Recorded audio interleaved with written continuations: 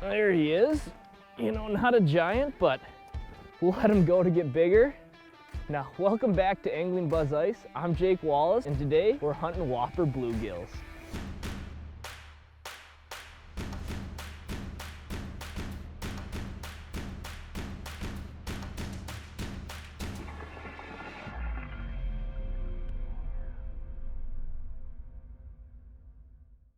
One key to targeting big bluegills is using the right size lure and live bait. While crappies often eat larger baits like plastics, spoons, and even glide lures with no bait, crappies' larger mouth structure and size enables them to target larger prey like minnows. For bluegills, it's a completely different story. Bluegills primarily feed on microscopic zooplankton, bloodworms, and aquatic bug life.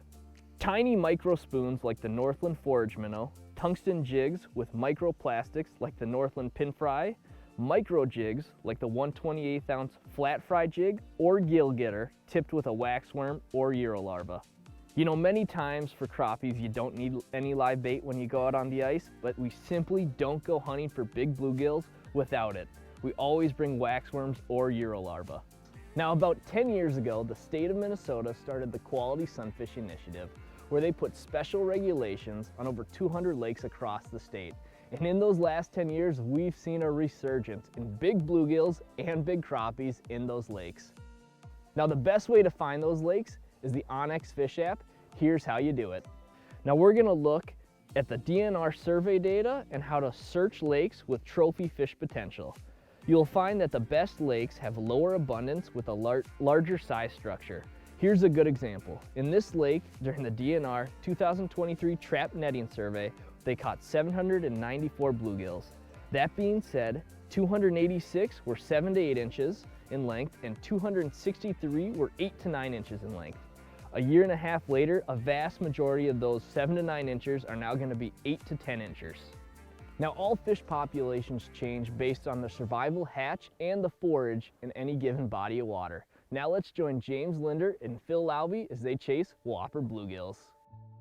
Today I'm fishing with my buddy Panfish Phil, or Phil Laube, and we're hunting big bluegills. Bluegills, crappies too? Yeah, they're mixed in, but that wasn't our goal starting this day. Our goal is to chase bluegills. Bluegills, and they're two different species of fish. Realistically, when you look at crappies, a lot of times you'd be focusing on deeper basin areas. A lot of times, sometimes they're up on weed edges, but bluegills are sort of in between and shallower generally. I mean, to go find them, like what we've done here, we were over here, 2 weeks ago, and we literally walked about 3 miles before we found them. Then once we find them, they're everywhere. Yeah. But the thing is, there's vast areas of any lake where there's not a lot of fish at this time of the year. The key is for ice fishing to be successful is to cut a lot of holes and the wherewithal to ultimately find the fish. When we're searching like this, we just drill a hole. It's very quick. You do a quick spin, slow spin one time around. You'll see them when you're in a big school of bluegills or crappies. They pop pretty fast. You're not looking for 1 or 2, you're looking for numbers of them. And as I'm pointing, you can see out there about 70 feet, we got a really big school. Not sure if they're crappies or bluegills, but typically when you run into school of bluegills, they'll be spread along the bottom. They don't, at least in this lake, but a lot of times they hover below the crappies. And if we see a school of crappies, one way to decipher it, is to also look for like a Christmas tree. They'll tend to be suspended up, more of them stacked on top of each other. Well, they're stacked up vertically like this, where bluegills have the tendency to be more pinned like this on the bottom, individual fish spread together, but they're spread out in a larger group of fish. So you can sort of idea based on what you're seeing with your electronics. Yep. Yeah, that looks good. There's right another there. school a little pack off, of them there, yeah. Big school off 60 feet this direction too. One point to make is when you find these big schools of fish, drill as few holes as possible. It's always like very addictive to drill 20 holes so you can hole hop. But in my experience, a lot of these fish are very spooky, especially early ice. And drill 1 or 2, get on them and fish them. And then if they leave, then drill your 3rd, 4th hole. But you drill 5, 10, 15 holes, these schools many times disperse. So just try and be as As stealthful as stealthful as possible. There's no possible, question right? about it. I mean, it's really been incredible this Yeah. year because we haven't had that much snow. This actually snow covers just from the last couple of days. It actually have been really clear, but it's unbelievable even in 20, 22, 24 foot of water how spooky these fish can be.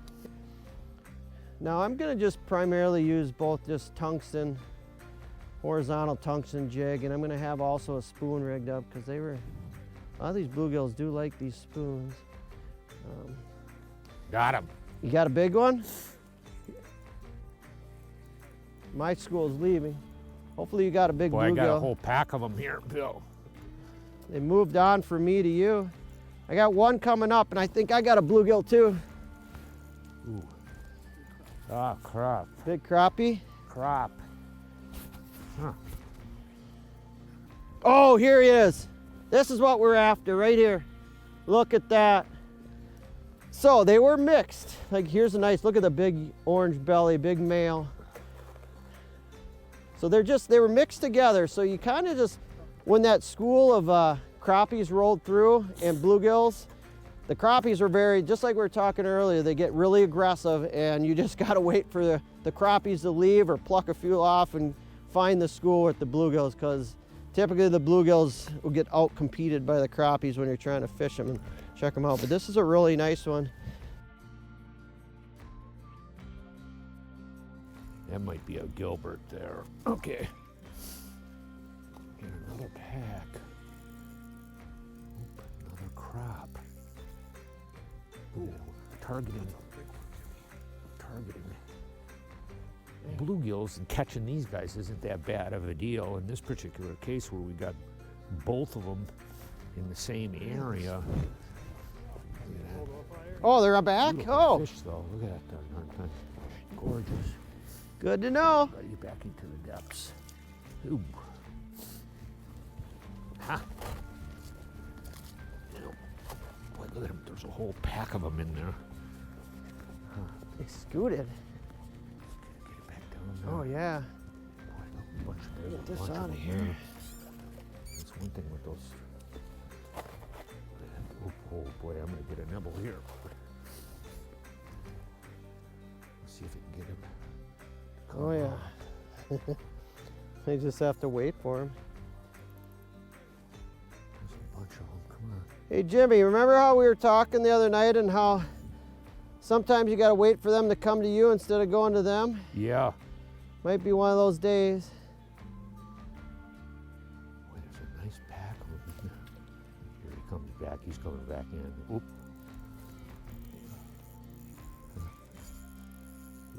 Ooh. Ooh. That might be a spinner there.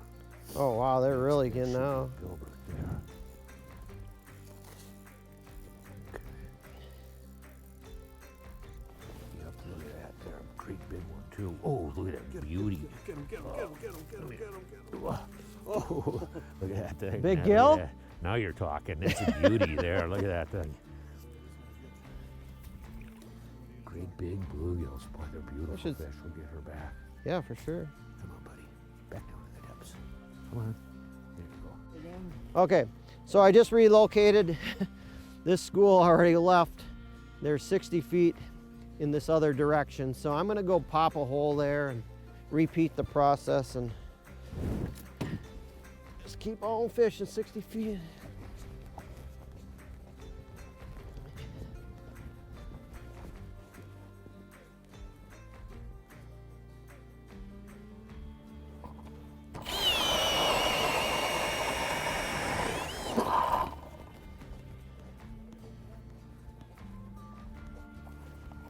Oh, I was a little bit off. Yeah, I don't think I was right on top of them though.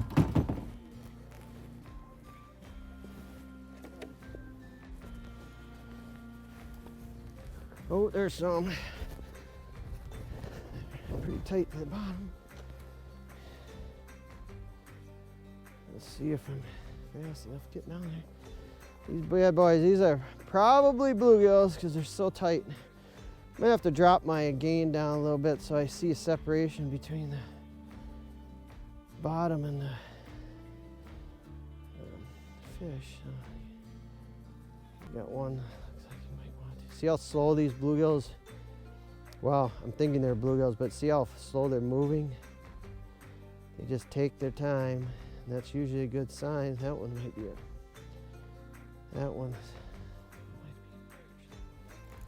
Got him. Oop, I think that was a perch. What do you got? Big pack of them in here. Oh, they're back. Get him. I think these are Might gilled, be a but I'll crop tell you. again. That's fighting like a bluegill, Jimmy. I don't know. This is a northern. Ooh, boy. Another crab. Another crappie. Oh, shoot. Interesting. Well, no, well, let's see. There we go. Pretty fish. Look how yellow they are. You can see that real dark water we're in here. Okay, get her back Get down. this one to move. They're on the bottom too. Let's see. I got one rising right now.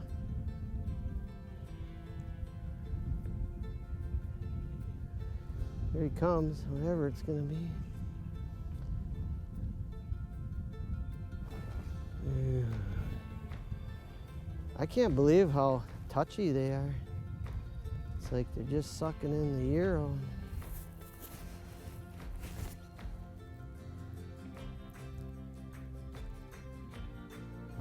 Got him. Bit like it could be the real deal. Oh yeah, no. Oh yeah.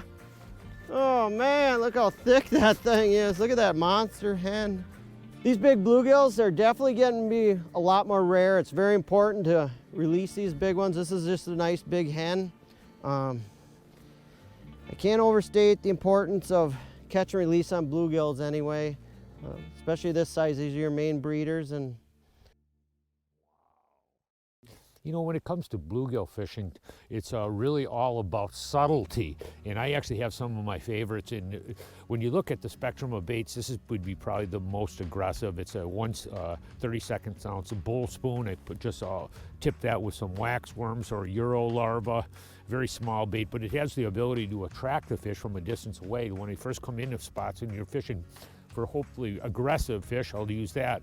Then you have, look here, I actually have a little horizontal. This is actually a probe, a soft plastic. Again, you might put wax worm. Sometimes the fish are real aggressive. They would actually eat this without any bait on it, but you want it to hang very horizontal in the water column and let it, let that very thin tail vibrate in front of them. Last but not least is this VMC mustache jig. This actually has a really very sensitive soft plastic, so you don't even have to move that much at all, and this is constantly just vibrating in the water column. It's very, very subtle. And when you're talking really super sensitive fish, I'll go to these baits right here. I'll go to a very, very small, like almost a microscopic ants, and these are vertical baits. And what I mean by that, this bait, when it hangs in the water column, it hangs vertically like this, and then you just put a Euro larva, a couple of Euro larvae on it, and it's for really super negative fish. That's a really key bait when the fish are off. But right now, we've actually have pretty good weather conditions. It's cloudy and overcast. It's relatively warm, about 20 degrees, and it seems like the fish are pretty active. So Phil and I have been using these a little bit more aggressive presentations right now. right here, got one coming. All right. Feels like the right, oh yeah. There's another nice one.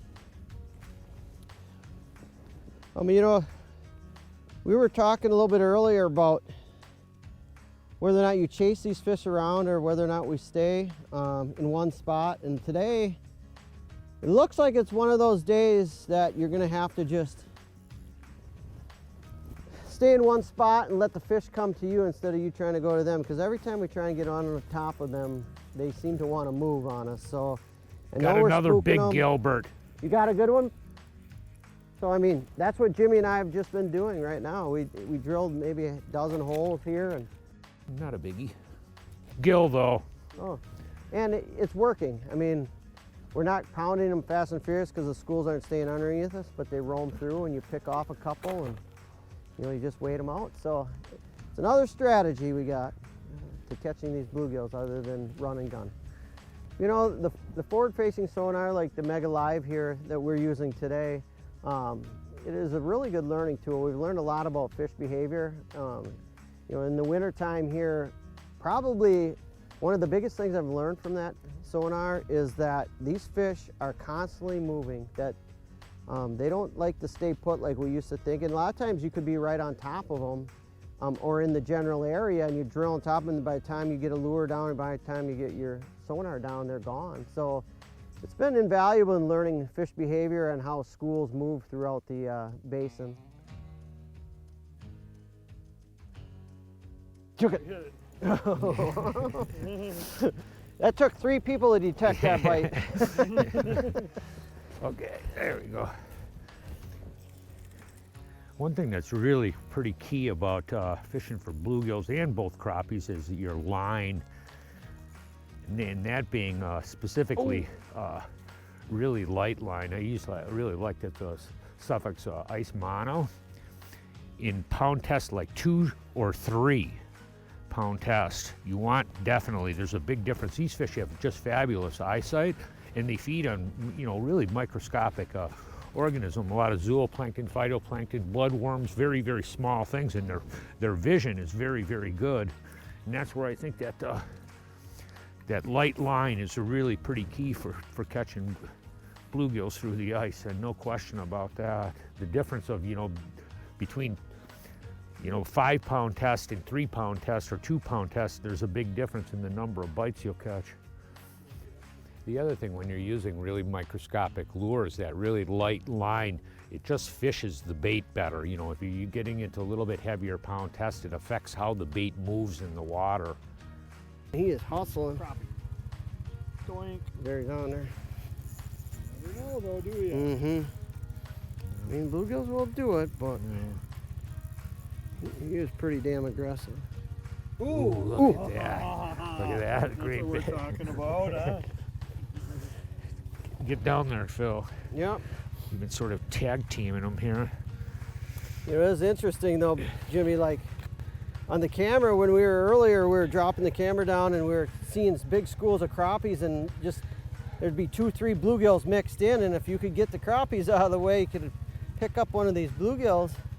So Jimmy and I just started tag teaming some of these schools and getting the most out of them before they left, because some of these schools tend to leave real quick. They move really fast. You can see we're Yeah. feathering out. It's already, that's it.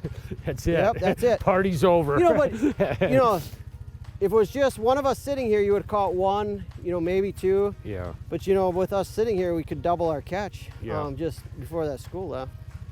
Yep. Oh, well, on to the next one. Yeah. Not more holes. Yeah.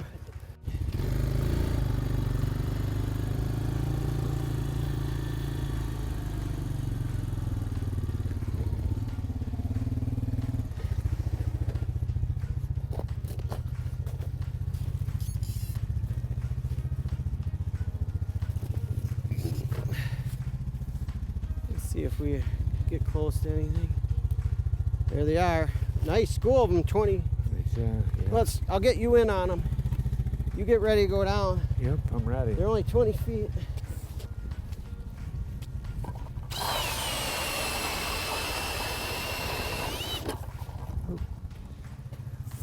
Oh, right on top of them. They might work their way back here. So I'm gonna pull this out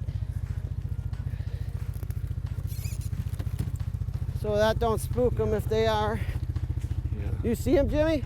Yep, they're there. I'm dropping down on them here, slowly but surely. Okay. Let's see if we can get a couple of these guys out of this pack, this ravenous horde. Come on, boys. Got one coming up. Yep. Good one, Ooh. though. He's on there. Yep. Ooh. It's the right one. You what? Yeah. Could be a pretty big, Big wow, honking crappie again. Oh, nice. Okay, yeah, Phil goes in right in. You'll notice Phil goes right in after. When I'm unhooking, he's putting his bait in my hole. But it's a good way to do it. Yeah. It's amazingly effective, like to fish like this. It is. Come here, buddy. There we go. Beautiful fish, though. You know, I mean, we're catching tons of these besides catching, you know, the bluegills that we're really targeting. But come on, buddy. Boy, Filbert, you should be catching one Yeah. Looking up on now. Yeah, see how, look at the school. See, the school is feathering away now. They're moving away from us. That's why all of a sudden. it. See, he's just sucking on it. Whatever that was did not want to inhale it. I could see my spring bobber move, but Boy, could be a big Yeah, it gilbert. could be one of He's those moving big ones. slower. a lot of those big gills will do that. They Yeah. study it, and then they nip at it. He's there. Get him. Got him. There you go. Find out. You know, just Big big whopper honking crop. crappie. Yeah, wow. No, man, they're acting so fussy. Yep. Oh, man. Got him. That one looked like it might have been a gill the way he bit, Okay. but then I've been fooled earlier already. Yeah, I know.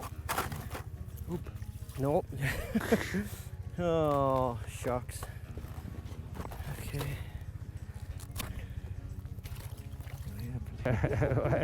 When you're trying to catch big bluegills and you're catching big crappies, and I don't know. I shouldn't be so greedy. A lot but, of people would be pretty highly impressed to be catching these crappies we're catching. you know, our bluegill outing took a little turn That's all right. into a crappie outing.